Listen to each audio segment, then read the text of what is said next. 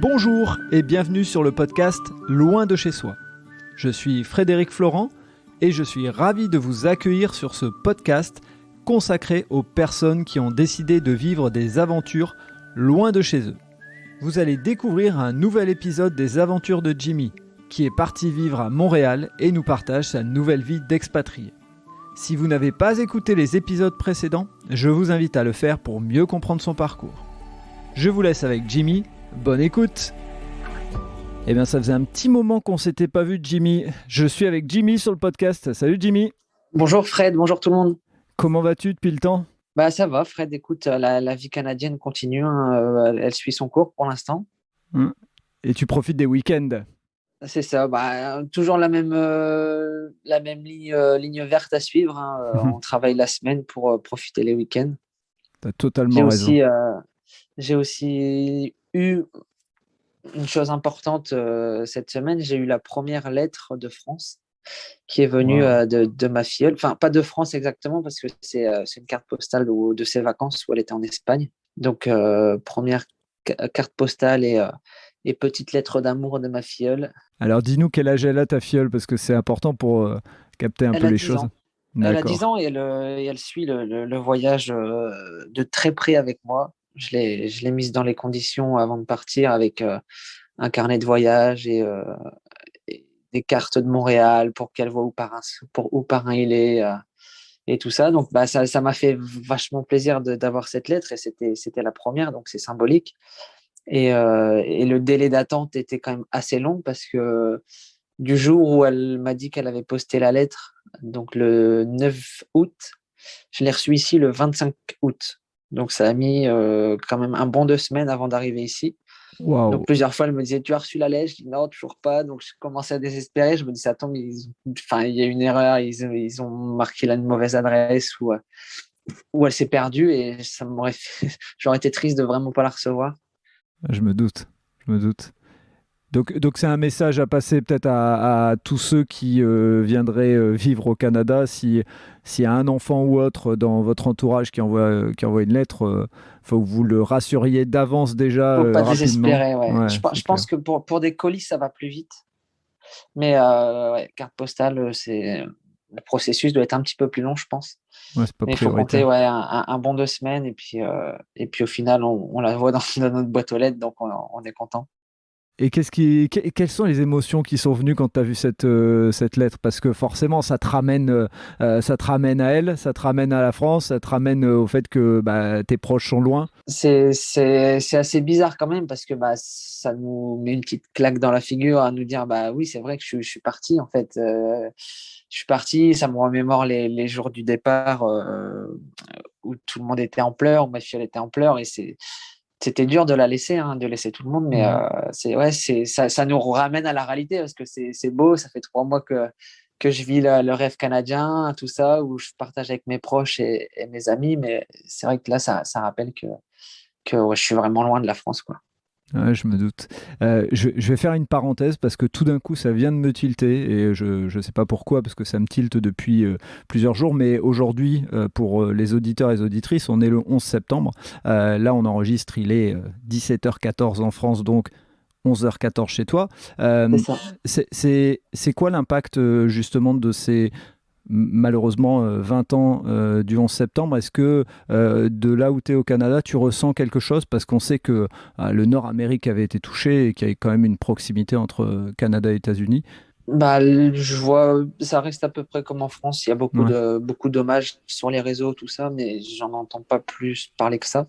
D'accord. Après, il y a que 11h15, donc je viens de me lever, on va dire, parce que, non, c'est mon deuxième réveil là, parce que je me suis levé en fait très tôt ce matin. Je sais pas si tu as pu le voir Oui, sur les réseaux, j'ai vu, je t'ai suivi. mais je me suis levé à 5h moins le quart. Je suis parti au parc Mont-Royal pour me faire un petit lever de soleil avec Naya sur le point de vue du parc Mont-Royal et c'était assez extraordinaire.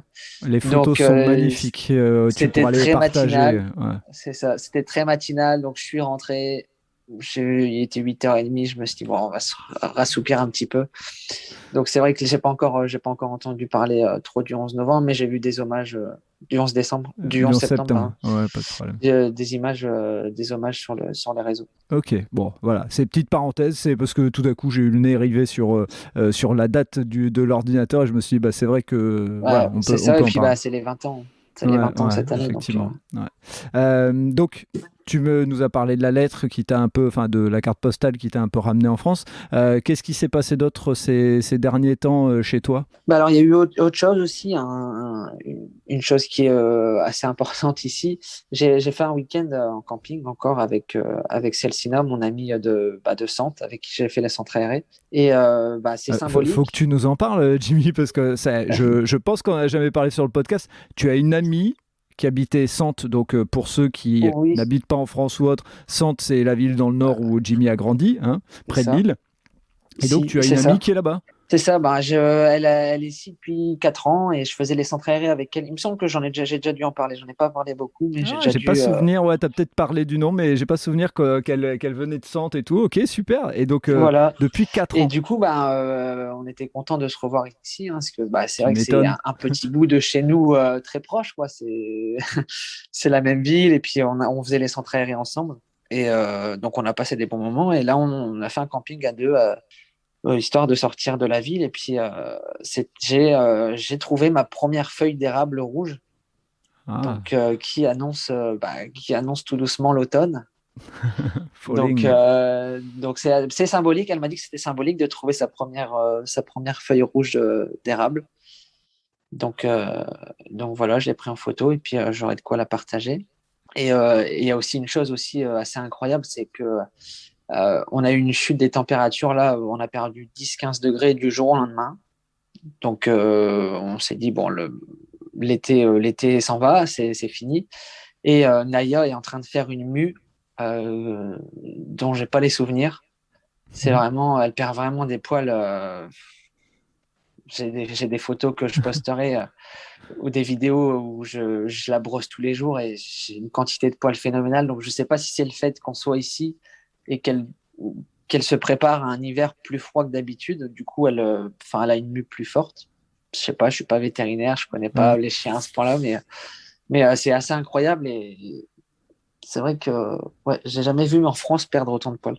Et donc, on sera preneur sur le podcast quand il sera diffusé. Donc, on sera certainement dans le courant du mois de décembre quand ce podcast sera diffusé. Mais s'il y a des spécialistes qui nous expliquent, nous, on est preneur parce qu'effectivement, on en a parlé en off avec Jimmy et on se dit que bah, certainement que la nature est bien faite et que Naya, par les hormones ou autres, perçoit l'endroit où elle est et elle se prépare avec une mue plus importante. On ne sait pas. Donc, s'il y en a Ouais, qui sont spécialistes, on est preneur des feedbacks. c'est ça, j'aimerais bien savoir, mais c'est vrai que j'ai l'impression de pas m'en sortir. Et donc, ça veut Tous dire les que jours, ces j'en vois. poils-là, tu les gardes pour en faire un manteau, c'est ça? Bah, franchement, c'est ce que je devrais, mais c'est vrai que je les ai pas gardés, mais je sais qu'il y en a, ils font ça, hein. Il y en a qui récupèrent les poils de Husky et qui font des bonnets, des écharpes, mais Ah, ça a top. l'air tellement, Ouais, tellement de tenir chaud en plus, donc faudrait que je fasse ça l'année prochaine. Je verrai pour ouais. les faire. L'hiver, tu fais un business, enfin en fin d'été, tu fais un business pour l'hiver, quoi. C'est ça. Et donc ça t'oblige à prendre du temps pour la brosser, ça t'oblige à faire, à mon avis, je suppose, du ménage à fond. Bah, c'est ça. Ouais. J'ai racheté une deuxième brosse. J'avais déjà une brosse avec laquelle je suis venu de France. J'en ai acheté une deuxième qui va vraiment enlever le sous-poil. Et puis, bah, l'aspirateur est branché tout le temps. Je le débranche pas parce que je sais qu'en ce moment, dès que je rentre du travail, c'est un petit coup d'aspi parce que j'ai beau la brosser, il y a quand même beaucoup de poils par terre. Elle vient se frotter à tes jambes, ben, t'as plein de poils sur le pantalon. Ah, faut aimer les poils quand on a un chien. Enfin, faut pas, c'est pas dérangeant, quoi. Ah, ça fait partie de ton aventure, hein, Ah, c'est ça, ouais. C'est ça. C'est sûr. Et qu'est-ce qu'il y a d'autre? Qu'est-ce qui s'est passé d'autre pendant cette période où on s'est un peu moins contacté? Bah, j'ai aussi une bonne nouvelle professionnelle. Mhm. J'ai eu la chance de passer chef d'équipe. Ouah, félicitations. Donc, en 2 mois et demi, je suis passé chef d'équipe, toujours chez Carré Mentard. J'ai une bonne opportunité qui s'est ouverte à moi parce que le changement de local a fait que on s'est agrandi, donc une nouvelle équipe se forme, tout ça, et les patrons ont pensé à moi pour être chef d'équipe d'après-midi. Donc encore une fois, je change mes horaires. C'est la quatrième fois depuis que je suis arrivé, mais c'est pour une bonne chose. Donc moi, ça me dérangeait pas. En plus, je fais midi 20, donc ça me laisse les matinées entières pour profiter avec Naya, pour sortir avec Naya. Donc non, c'est une opportunité que j'ai prise, et puis on verra ce qui se passe, quoi. Ça consiste en quoi, juste pour en quelques mots, explique-nous un peu quel est ton rôle. C'est le même travail, c'est juste tu as plus de responsabilités sur la fermeture, tout ça, donc tu dois gérer les fermetures et la communication avec les nouvelles équipes. En plus là, on crée une équipe de l'après-midi, donc c'est beaucoup de nouveaux, donc ça va être de la formation, tout ça, donc non, c'est cool. Ça m'a laissé 3 mois pour apprendre le métier et tout ça, et puis maintenant que je suis à l'aise, je repars dans les fonctions que j'avais un peu chez Primark, donc c'est cool. Donc encore une évolution après. Donc non, c'est bon à prendre. Ouais, c'est cool. Et ça veut dire que tu es amené à manager des personnes? C'est ça. Pour l'instant, c'est assez compliqué parce que tu sais, le marché de l'emploi est vachement ouvert ici, donc beaucoup de personnes en entretien, tout ça, qui viennent et puis qui viennent une journée, qui trouvent ailleurs, donc faut retrouver quelqu'un. Enfin, c'est très, c'est pas du tout comme en France, donc il y a beaucoup de passages, quoi, beaucoup de turnover, et donc pour l'instant on cherche encore quelqu'un. Et puis même là, si j'ai un petit message à passer, c'est si vraiment vous voulez un premier job en arrivant ici sur Montréal. Enfin, n'hésitez pas à postuler chez Carrément Tarte. C'est une bonne première expérience. Et puis, on recherche tout le temps, de toute façon. Donc, c'est beaucoup de PVT, donc c'est beaucoup de passages, beaucoup de personnes qui viennent, qui s'en vont. Et puis, mais c'est bon à prendre pour un premier job ici. Donc on n'hésitera pas, si vous nous suivez depuis un moment et que vous entendez ce message, on n'hésitera pas, donc sur le Insta, sur la page Facebook ou autre, si vous avez des envies de venir au Canada et que vous voulez trouver un job à Montréal, on n'hésitera pas à relayer. On mettra Jimmy comme relais avec Carrément Tarte, et puis c'est lui qui fera l'entremetteur, on va dire. C'est ça, j'hésiterai pas à partager la page, et puis ou postuler. Ouais, ok. Et puis ça se fera comme ça. Ouais. Au pire, c'est toi qui feras même les entretiens de recrutement d'ici là. Peut-être, on sait pas. On sait pas. Mais vraiment pour te dire, c'est limite, il y a même pas d'entretien ici. C'est t'as un coloc qui cherche du travail, qui vient de faire un essai demain, et puis ça va tellement vite que des fois on prend même pas le temps de faire des entretiens parce que c'est du jour au lendemain, quoi. Ah, c'est excellent. c'est ça qui est fou ici, ouais. C'est vraiment ça change de ce qu'on connaît en France actuellement, on va dire. C'est sûr. C'est sûr. C'est bien. Et autre chose, est-ce que dans les week-ends, là, il y a des choses dont tu veux parler, qui seraient des petites aventures que tu as pu vivre, ou des petites découvertes sur le Canada? Ça, j'expliquerai dans un prochain épisode. Ok. Dans un prochain épisode où j'expliquerai aussi, j'ai été m'équiper à moitié pour l'hiver. Oui, il va falloir prévoir. Oui, c'est ça. Quand je vois la Naya, donc je me dis, il faut que je m'équipe. C'est un avertisseur, elle te prévient qu'il faut que tu t'équipes. C'est bien, elle est sympa. C'est ça. Et du coup, il y a un autre week-end aussi où il y aura d'autres choses que j'ai découvertes, et dans un prochain épisode. Ok, super.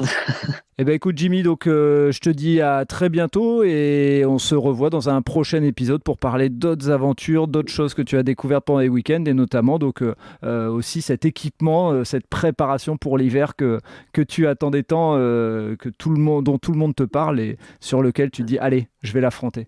C'est ça, c'est ce que j'appréhendais le plus, et là on y arrive à grands pas, là. Donc ouais, c'est ça. Super. Bon, à très bientôt Jimmy. À bientôt Fred. Ciao. Voilà, c'est terminé pour cet épisode. Si vous avez aimé ce moment de partage, n'hésitez pas à laisser un commentaire sur votre plateforme d'écoute, et surtout, abonnez-vous au podcast Loin de chez soi. Je vous dis à très bientôt pour un prochain épisode.